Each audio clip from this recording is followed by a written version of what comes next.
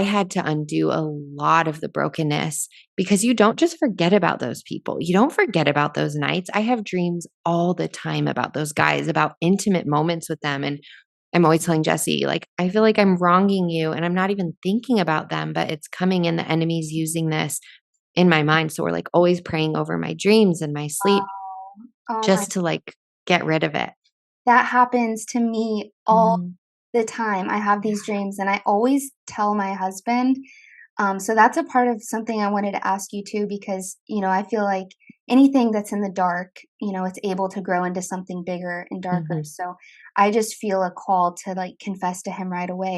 But it almost happens so often that I'm like, I'm not going to, like, sometimes I don't tell him every time because like we know this is a thing that like Mhm. happens to me. And so I want to ask you, like, yeah, I guess I did kind of bring up the healing, like now healing while being married, because like I don't want to hurt my husband. He was a wholesome being, he Mhm. didn't go out and do all the things that I did.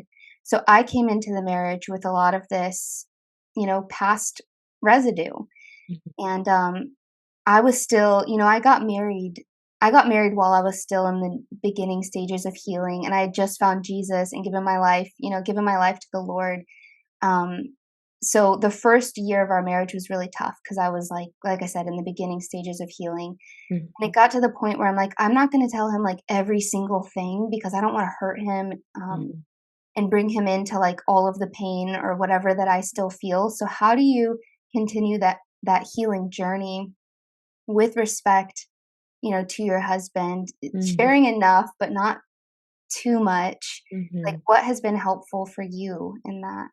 Yeah, I think that's very wise, Michaela. I think that when you're coming into a situation, you want to be wise to not say everything that's on your mind. And that was something I did at the beginning of our marriage. It was like anything I could say or talk about or feel needed to be regurgitated onto my husband. And I will say a few things have helped that. One is community, like having solid women you can talk to. And sometimes it takes getting out of your comfort zone. I actually have like a reel on my Instagram, Living Easy with Lindsay, where I talk about the 4 eyes of friendship. And it's really essentially at the foundation of all of it. It's opening yourself up to discomfort and vulnerability to build those relationships with people if you don't have that. Um, Secondly, I would say counseling has been huge for me. I was laughing yesterday because we drove like near my counselor's office and I was like, oh, I told Jesse, I miss her so much. And it's only been like 2.5 weeks. I'm like, I can't wait to go back. Aw. And because I think that that is where I weed out the things that need to be communicated with him and the things I just kind of need to say and get off my chest and like feel relief from.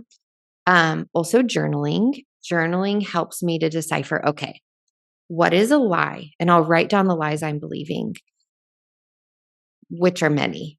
What are the lies I'm believing? And then I will write down next to that lie a specific truth that God's word says.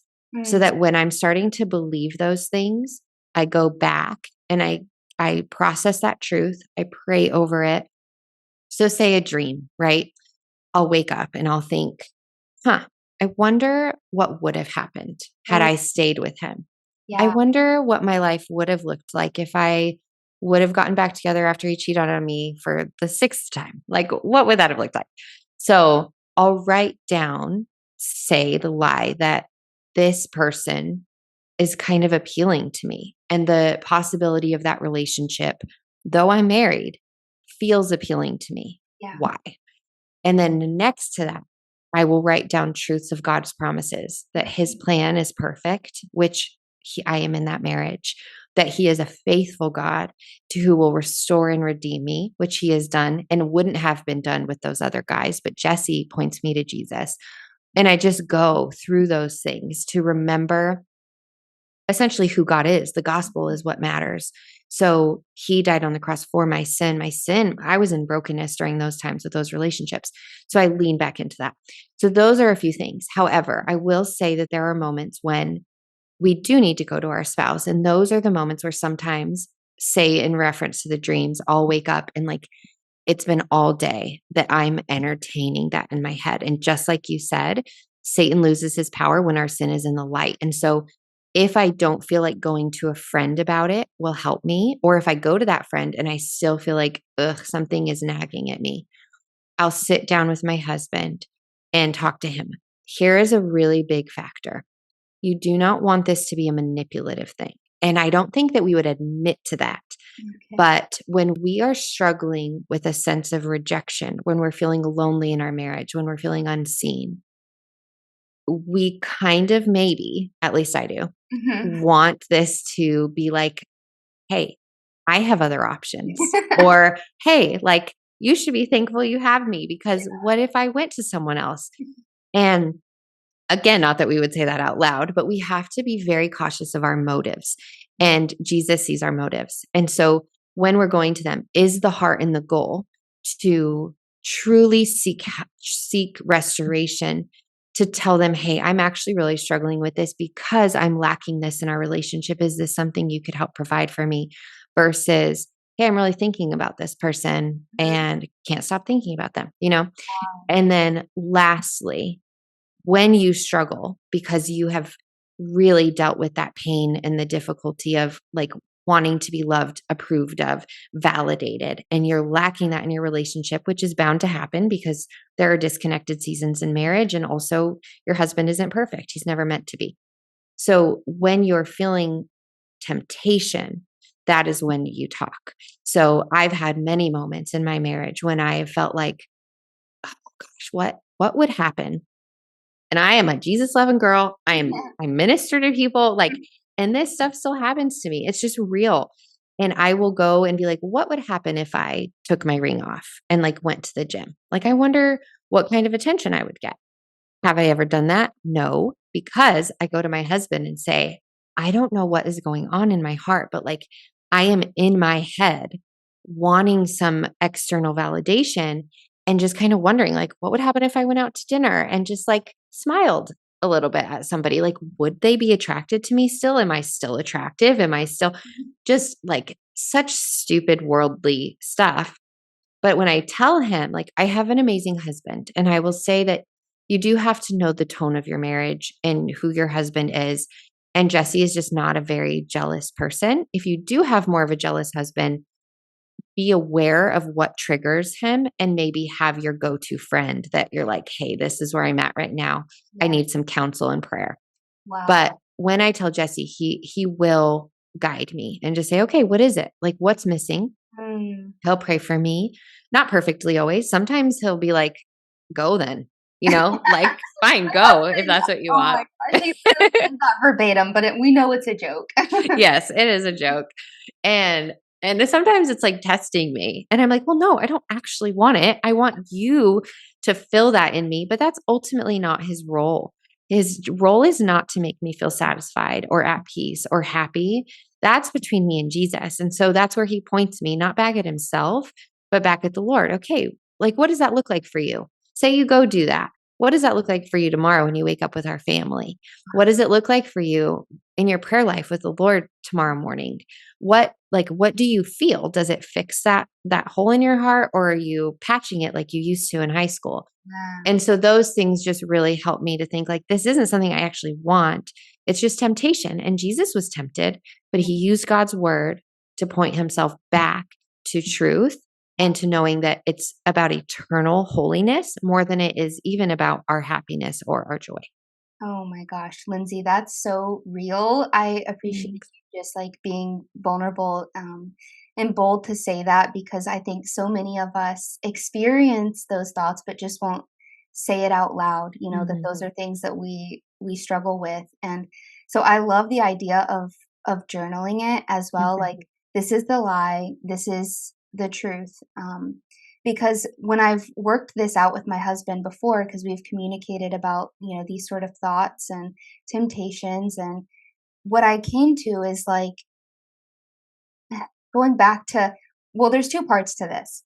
One, not glamorizing or missing our Egypt, like comparing it to the Bible, like Yeah. even the Israelites were like, "Oh, but there was this bread and Mhm. meat in Egypt," and it's like, "No, you were in bondage to Mhm. sin and slavery, like, don't forget, the slavery that you were under. So That's good. remembering that part of like, no, I was dead in my sin.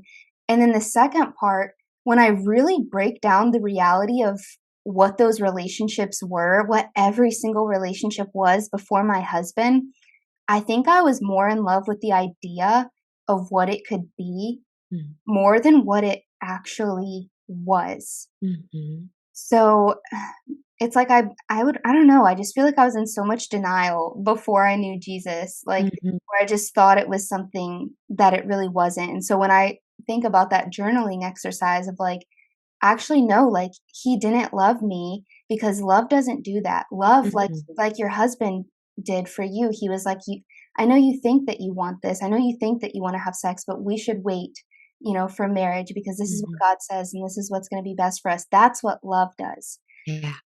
So that's so good. Yeah, well, and I think so much of it too, kind of on the flip side, that when you do get married, there are these expectations that are not fulfilled because especially as a young Christian girl, you're told everything is going to be fixed if you're married. Like, I remember so many conversations when I was young with my friends at the time who would make comments about like, "Oh, I just need to find my husband." Like, that was the rhetoric of the entire dinner or entire lunch. Like, I need to find my husband. Mhm. And so that became something in my brain, like, I need to find my husband. And I'm so thankful that God gave me Jesse because I was on a bad path, even as a Christian. Like, I was not choosing the right people. But I think that there's an expectation of like, oh gosh, like our relationship with Jesus is going to be so solid and we're going to be so faithful and our sex life is going to be amazing and we're going to be so connected and it's going to heal this part of me. So then when you get into marriage and it doesn't do any of that and you actually have a hard time being intimate because you couldn't keep away from each other when you're engaged and then you get married and it's like you can't get yourselves together Yeah. and then you're not actually fulfilled or happy. So you feel disappointed. And then you seek all of these things in your spouse, and they were raised differently than you. They have different experiences. They have their own temptations, their own struggles, their own addictions, all their own mess. And you're coming into this life with somebody that is why the divorce rate, I believe, is so high because we are very, very naive to what it actually takes to build a life with somebody.